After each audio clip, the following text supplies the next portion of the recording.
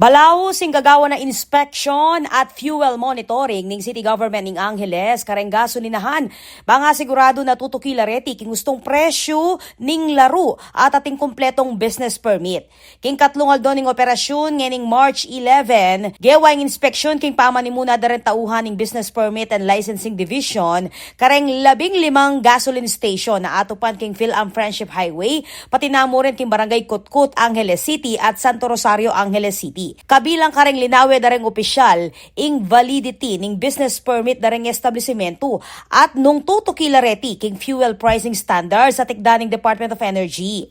Agpang kang Mayor Carmelo John Lazatin II kapag nasaning monitoring ing protektan lareng consumer at asiguradong patas ing presyo ning gasolina lalo na kareng motorista, commuter at public utility vehicle drivers ama magasa king matataga presyo ning laro para king karelang aldoldo kabiyayan. Amuyutan na lang ng city government, reng residente na maging vigilant at agad i-reporting na anumang kadudadudang pamagtas o irregularidad king presyo ng gasolina king karelang lugar. Ako po, Patricia Mamangon para king News Force Pampanga.